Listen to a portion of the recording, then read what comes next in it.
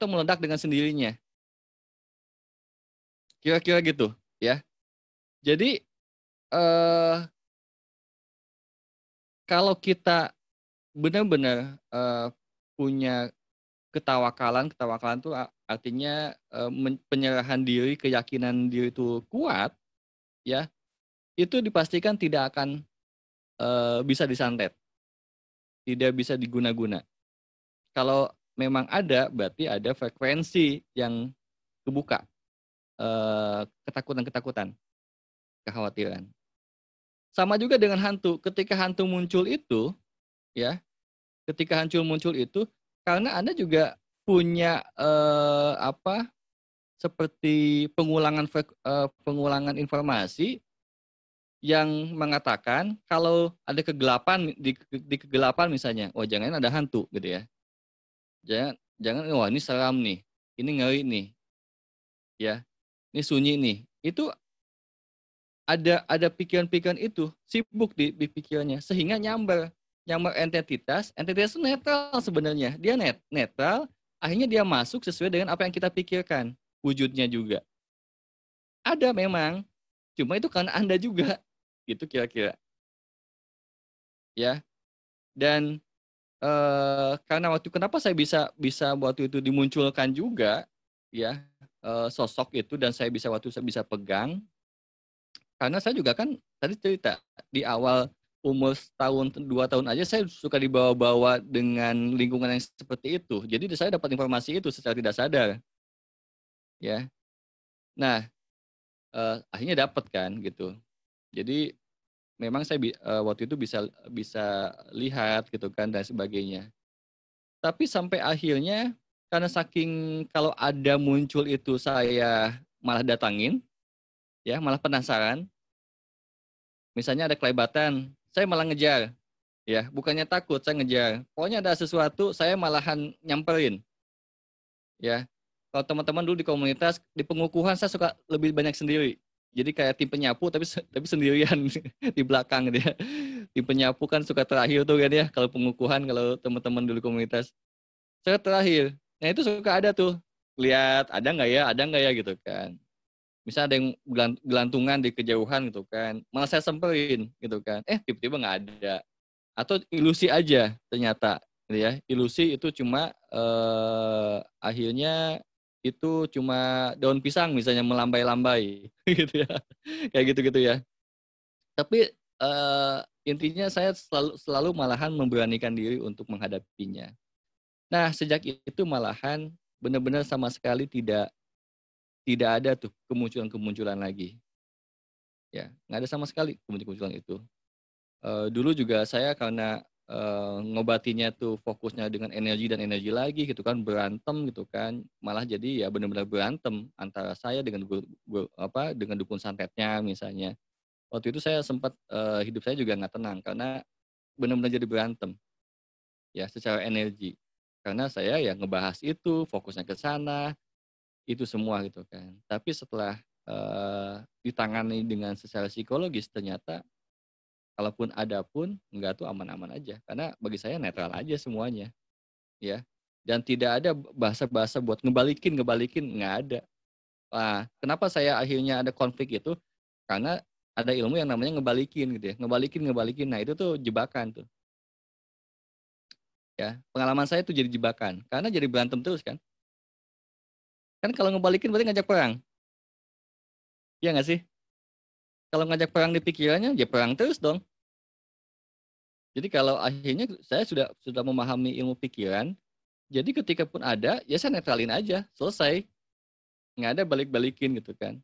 Selesai, netral aja, urusan masing-masing, ya. Kalaupun balikin, ya balikin dengan alaminya aja gitu kan, maksudnya dengan karmanya masing-masing lah kira-kira gitu, ya. Nah, ini, salah satunya, ya. Jadi, eee, bahwa hal itu mau hantu ya, eee, mau demit kek gitu ya, atau ketempelan semuanya itu hasil ada andil dari Anda sendiri atau dari kita sendiri gitu ya. Apalagi ya, saya mau cerita apa lagi? eh udah deh, itu dulu deh nanti ya. Kalau ada ide lagi. Ya, kira-kira gitu ya. Ada pertanyaan nggak? Atau ada kasus-kasus yang teman-teman apa alami dan eh, mungkin sharing juga, silakan. Boleh, Kang. Ya, Kang Habibie. Eh, ini kalau kita lihat secara nyata, faktualnya adalah bahwa tiap negara punya persepsi masing-masing tentang hantu. Itu Iya. membuktikan bahwa artinya kita memproyeksikan sendiri, merefleksikan pengetahuan hantu berdasarkan informasi yang kita peroleh. Contoh, Indonesia kenalnya dengan pocong. Ya, pocong, kuntilanak, Kuntilanak, genderuwo. genderuwo. Tapi kita keluar negeri, ada vampir, keren-keren. Iya. Dasi, Iya, jas, Dracula ya. gula.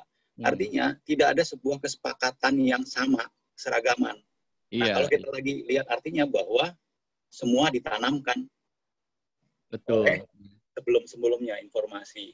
Nah, the real hantu sebenarnya adalah proyeksi pikiran sendiri.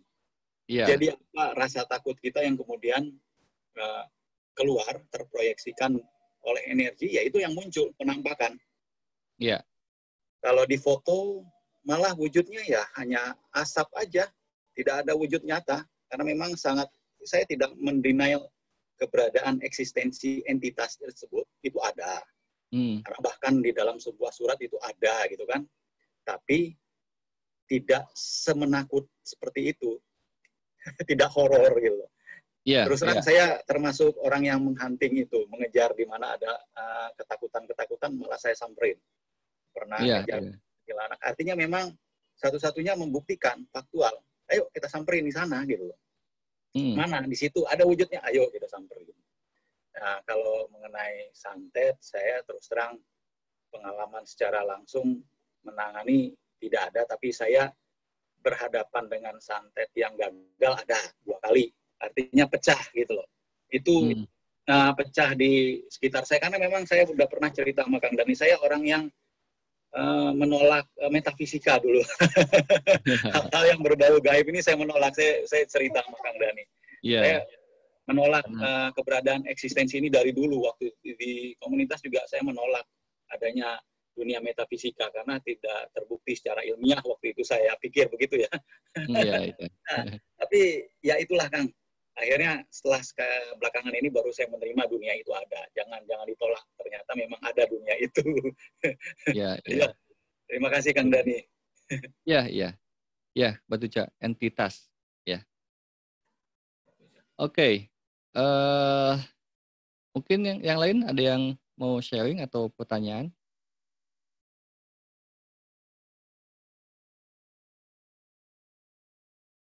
Oke, sekarang pertanyaannya, apakah Anda takut hantu? Nah, gitu ya. Takut nggak hantu? Papa tuh pria pemberani. belum lihat ya. Belum pernah ya. Dia belum pernah ya. Iya, makanya. Jadi nggak ada alasan buat ini ya, Mang Ipang. Nggak ada alasan buat takut. Ya. Nah, atau digambarkan kita di sebuah rumah kosong yang sangat lama, tua sekali. Ya, bayangin gitu kan. Dan kita memang jalan lah, disuruh jalan di situ atau menempati itu malam hari gitu ya. Takut nggak? Belum pernah. Misalnya ke tempat-tempat yang rawan juga belum pernah melihat atau takut. Oh iya, enggak. Maksud saya kalau disuruh ke tempat yang tahulah misalnya katanya angker. Oh, enggak pernah. Iya. Enggak tahu kenapa enggak takut. Bukan enggak pernah. Kalau ini mah. Enggak takut. Ya kalau enggak takut. Enggak takut ya. Udah gitu. Sip. Yang lain gimana? Kang Dani, sorry Kang Dani, saya mau Yeah. misalnya itu kan di film-film sering tuh ada yang memburu hantu dan lain-lain gitu. Terus kemudian kalau di foto juga itu kelihatan ya Kang Dani, kalau di foto bisa ngelihat kita dari foto itu. Berarti dia itu sebenarnya ada, cuma frekuensinya itu ketangkep hanya di foto aja ya gitu ya Kang Dani. Iya. Frekuensi foto itu yang bisa membuat dia kelihatan. Berarti kalau seperti itu sebenarnya kita ini juga di sekeliling kita mungkin juga ada gitu. Tapi karena kita nggak believe atau orang bilang juga kalau kamu udahlah nggak usah ganggu, soalnya dia memang ada. Tapi kita kan hidup, maksudnya dunia kita masing-masing gitu loh. Jadi ya udah kita memang hidup bersama, tapi dunia kita nggak berbeda, jadi nggak usah saling ganggu gitu loh. Tapi memang bisa satu tempat kita emang ada sama dia gitu ya, maksudnya Kang Dani. Iya, jadi gini, bukan hanya di foto, memang bisa kelihatan juga kalau bagi orang yang kebuka gitu ya, misalnya mata ketiganya lah kali ya, itu kebuka, itu bisa kelihatan memang, bukan hanya di foto aja. Oke. Ya. Tadi mungkin maksudnya ya di tiap rumah gitu ya, mungkin ada gitu ya. Biasanya kekuatannya kecil-kecil. Mungkin pernah nggak kena mendengar kata orbs gitu ya?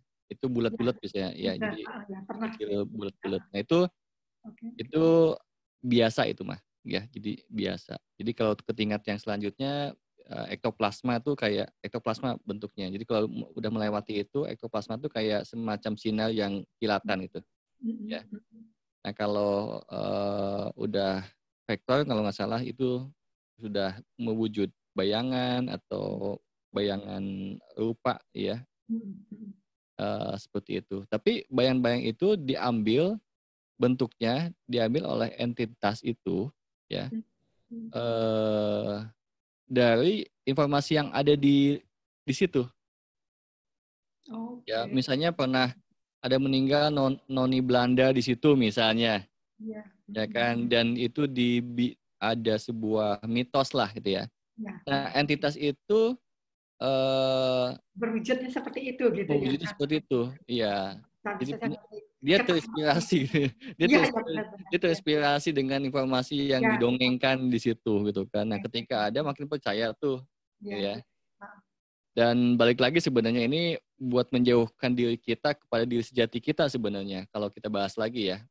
Ini salah satu konspirasi. Ya. Sebuah konspirasi, sebuah golongan, mungkin kalau ini bukan bahasan umum ya, tapi saya bahasakan lagi aja, sebuah golongan yang memang hal ini pun dimanfaatkan. Jadi ada dikategorikan lah dunia demit lah, dunia hantu, dunia siluman segala macam gitu kan, supaya itu dijauhkan dari diri sejati kita, ya, dijauhkan dari Tuhan gitu ya. Tandanya apa indikatornya? Buktinya takut.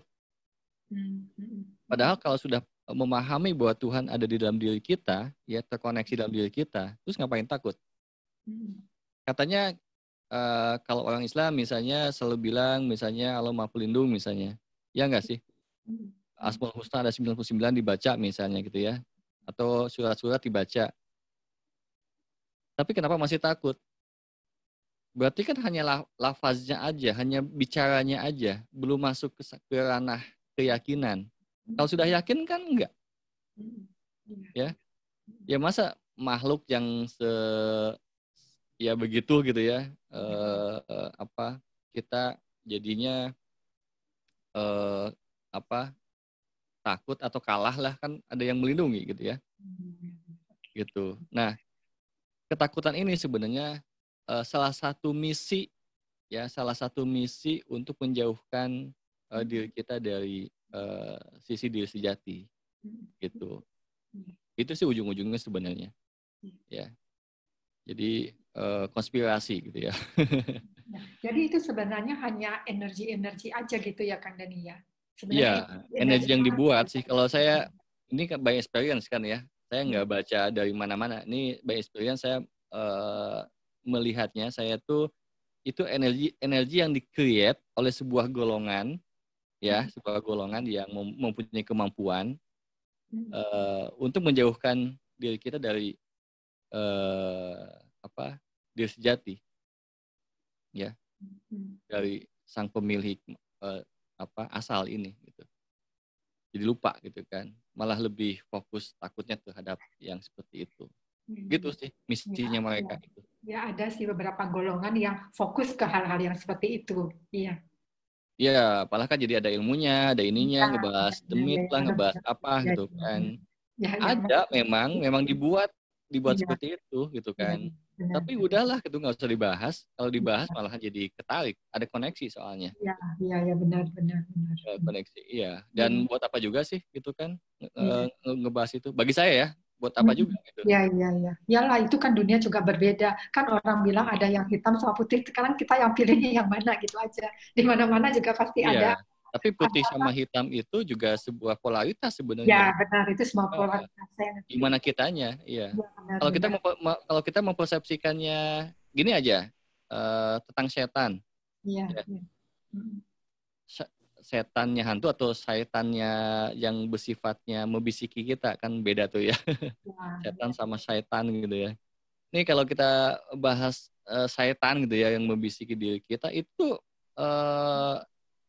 banyak paradigmanya di umum ya. Itu adalah sesuatu yang buruk, sesuatu yang jahat, sesuatu yang jelek, gitu ya. Ya, coba tapi kita jernihkan pikiran kita. Kalau tanpa ada setan gitu ya. Gimana kita bisa nggak meningkatkan diri kita? Gitu ya. Semua itu memang benar, karena ada sesuatu itu karena untuk proses kita aja. Memang benar sih. Kalau dipikir semuanya secara garis besar lagi, akhirnya mentok-mentoknya di situ lagi ya kan Dani ya. Untuk proses kita aja, benar. Ya, gitu. Jadi tapi siapa yang mengkonspirasi ini gitu ya, membuat setan itu jadi musuh gitu ya. Ya bebas juga sih gitu kan, kalau jadi musuh perang aja terus gitu kan. Kalau saya bukan perang sih, saya bersahabat dengan setan. Ya, dalam artian saya banyak belajar dari dia, karena saya hasutan itu bagi saya adalah sebuah latihan yang membuat saya menjadi lebih aware, gitu kira-kira. Ya, gitu. Oke, thank you. Ya, oke, Mbak Diana. Gitu ya. Jadi ngebahas lagi tentang setan. Setan tuh kalau di sistem, ya kalau di sebuah, Anda pernah dengar nggak ada orang yang suka mencari bug sistem gitu? Jadi bug itu sebuah kelengahan di sebuah sistem, ya. Misalnya ada kemarin anak STM kalau nggak salah atau SMA ya gitu ya,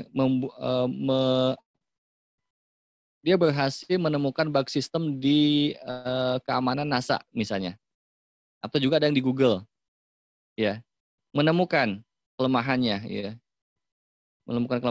itu sampai akhirnya dikasih reward gitu kan, dikasih hadiah sama Google-nya, karena telah menemukan. Karena dengan dia menemukan kelemahan itu, akhirnya sistem Google bisa diperbaiki, ya, menemukan itu. Ya, jadi bugger namanya ya. Nah, kalau setan itu juga sama, dia menemukan kelemahan kita, dia mencari kelemahan kita. Nah, kita menyikapinya mau seperti apa? Benar banget. Ya, mau jadi mengutuk-ngutuk aja gitu kan, tanpa memperbaiki diri, kan percuma juga ngutuk-ngutuk doang ya. Setan mah susah nggak pergi-pergi, emang ada dalam diri kita soalnya ya. Mana coba ngutuknya ya, terus nyuruh perginya gimana? Orang ada di dalam diri kita kok, ya. Yang diperlukan adalah bagaimana menyikapinya itu gitu kan. Kan itu cuma tugasnya doang ya, gitu. Jadi gimana kitanya menyikapinya. Jadi ketika akhirnya oh iya saya kok dengan masalah yang seperti ini saya masih stres, saya masih galau, saya masih marah misalnya, saya masih lain sebagainya gitu ya, yang tidak selaras gitu kan. Oke, kalau begitu saya akan memperbaiki diri saya gitu kan. Nah itu kan lebih bagus ya daripada cuma ngutuk-ngutuk doang gitu ya. Cuma bilang auzubillahi minasyaitonirrajim tapi nggak tidak mengubah-ubah bagaimana kita berpikir, bagaimana kita merasa, bagaimana kita bertindak misalnya gitu ya. Jadi esensinya gitu kan. Boleh Anda mengucapkan itu tapi esensinya Anda mengubah diri Anda sebenarnya sehingga ada gunanya tuh setan itu beneran gitu ya buat ke diri kita ya gitu ya. Kalau enggak kan digoda aja terus di bagian itu karena nggak lulus-lulus soalnya gitu. Gitu. Gitu. Oke. Udah Mbak Diana? Ya, udah sip Kang Dani. Oh iya. Oke. Kang Dani boleh tanya dong? Boleh. Dong. Gimana? Kang Dani, saya perhatikan dari pengalaman Kang Dani waktu kecil sampai terakhir di Bali, itu ada semacam percakapan. Baik itu secara vibrasi atau waktu kecil itu secara lisan mungkin ya, nggak tahu ya, saya semacam ada komunikasi gitu antara Kang Dani dengan apa itu entitas. Namanya terserah deh. Nah, yang menjadi pertanyaan saya adalah is it possible gitu loh. Apakah mungkin? Apakah mengenal vibrasi? Saya juga kan Kang Leni tahu saya baca buku yang saya itu ya Kang. Jadi ada orang yang bisa mengenali gitu loh Kang. Mengenali dan berbicara seperti tadi Kang Dani, udahlah lepaskan aja gitu kan. Oke, iya. Terjadi percakapan kan. Betul. Saya menarik sekali buat saya tuh, saya pengen sekali belajar karena dari kecil saya juga berpengalaman seperti Kang Dani, sampai santet pun saya udah kepengalaman gitu ya. Udah pernah dikerjain, dan kalau cerita santet sampai sekarang saya nggak berani lagi menginjakan kaki di Kalimantan, Kang. Iya. Di Kalimantan itu terjadi tahun 81. Jadi saya nggak berani lagi ke Kalimantan. Oh iya. Itu aja Kang. Tapi yang menarik buat saya tuh percakapan Kang Dani. Ya. Apakah bisa kita sebagai manusia biasa melakukan hal yang sama? Iya. Dan itu catatannya sebenarnya kita bukan manusia biasa, kita manusia luar biasa. Nah, jadi konsep manusia biasa ini juga jebakan juga. Jadi seolah-olah kita lemah di situnya ya. Jadi gini, entitas itu kan energi aja ya. Saya curiganya ini dibikin juga ya oleh makhluk yang memang golongan yang ya lumayan cerdas juga, tapi punya niat-niat yang kurang oke lah gitu ya. Atau memang tugasnya begitu juga sih gitu ya. Supaya lebih aware ya bagi sebagian orang gitu kan. Semuanya punya perannya lah gitu ya. Nah, bagi orang yang misalnya suka berbicara sama katanya jiwanya yang masih masih gentayangan, tidak keluar dari, tidak langsung pergi misalnya. Bagi saya ya, ini pengalaman by experience gitu kan. Itu berbicara kepada entitas, bukan ke jiwa. Jadi entitas yang menyerupai jiwa-jiwa yang itu. Jadi gini, kita ketika meninggal itu tuh antara jiwa dan ruh itu tuh urusannya beres tuh. Selesai. Ya, selesai. Tapi ada yang suka ketinggalan. Ya, yang suka ketinggalannya itu adalah jiwa egonya. Jadi gini, jiwa ego itu orang-orang yang sepertinya masih kemelekatan sama keluarganya. Ada zaman dulu misalnya panglima perang gitu ya, yang masih haus kekuasaan misalnya, sehingga ketika ada di mana kesurupannya sama entitas itu. Ya, sama entitas si panglima perang itu gitu kan, ada. Atau ada yang katanya Prabu Siliwangi lah segala macam gitu kan, ya, dan lain sebagainya. Ada, jadi meskipun urusannya beres, memang jiwa ini sudah ada dimensi lain ya. Kalaupun itu misalnya taruhlah dihidupkan lagi di dimensi lain ya tapi kan dimensi lain. Tapi ada yang memanfaatkan unfinished business yang di sini. Gitu ya. Memanfaatkan itu, mengaku-ngaku Prabu Siliwangi lah, mengaku-ngaku raja apalah, kaisar apa, ada pokoknya macam-macam lah gitu kan, termasuk keluarganya. Ada mungkin di antara kita keluarganya inilah gitu kan. Terus akhirnya berbicaralah dengan sosok itu gitu ya. Nah, bagi saya itu urusannya cuma entitas ya, entitas lagi gitu kan. Meskipun akhirnya setelah berbicara misalnya ya itu pergi, selesai dan lain sebagainya, gitu ya. Tapi saya bisa memastikan bahwa orang-orang yang mengalami itu tetap awalnya punya informasi mengenai itu, ya. Jadi beberapa teman yang belajar alfa dulu, saya suka mewanti-wanti untuk udahlah nggak usah bahas itu gitu kan. Jadi kalau dulu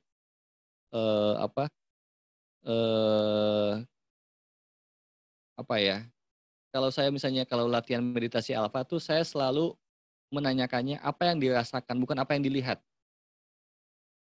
Ya. Apa yang dirasakan. Jadi tapi kalau udah biasa dengan meditasi yang melihat sinar lah, melihat dimensi apa gitu kan. Bagi saya nggak penting soalnya. Karena itu riskan sekali dengan ilusi. Ya, dengan informasi yang ada. Tapi kalau rasa itu tuh lebih objektif. Gitu. Jadi tapi pilihan itu kan, pilihan masing-masing gitu ya. Entitas. Iya, entitas. Saya salah ya. Ya sudahlah ya. Entitas lah, kalau saya salah lagi entitas pokoknya ya. Mbak Tuca. Oke. Iya, bentar belum selesai. Belum. Ini ada yang ingetin lagi entitas Kang, yang benar. Iya. Jadi itu yang dibahasnya itu. Jadi kenapa akhirnya beberapa teman ketika akhirnya sering ngebahas tentang dunia itu, kemana-mana akhirnya ngebahasnya itu lagi. Atau malah didatangi yang seperti itu. Karena kan terkoneksi. Ya, kan saya bukan menyangkal itu, tidak percaya itu, bukan. Bagi saya nggak penting gitu kan. Ya, kecuali kalau bagi Anda penting. Nggak ngerti juga ya gitu kan. Bagi saya berkehidupan buat apa sih gitu kan ya. Kalau saya sih fokus bagaimana berkehidupan dengan baik tuh, dengan bagaimana cara berpikir gitu ya, bagaimana cara merasakan jiwanya yang gitu kan. Tapi kalau ngebahas dunia siluman, dunia demis, buat apa gitu? Just to know aja gitu kan, gitu. Kira-kira gitu. Ya.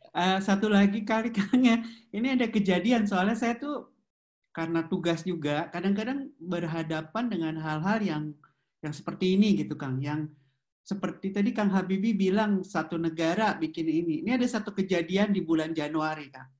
Di bulan Januari itu di Granada.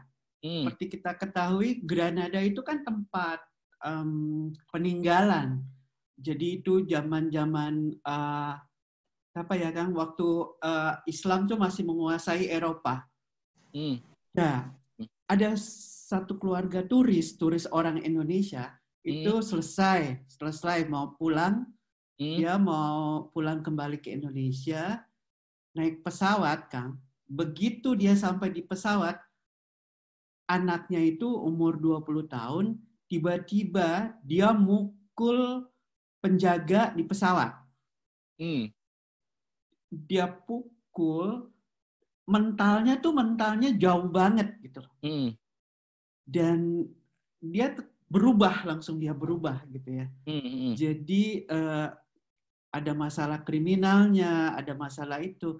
Nah, semuanya jadinya orang Indonesia itu percayanya dia tuh ada yang dimasukin gitu ya. Iya, ada yang dimasukin. Gimana caranya nih?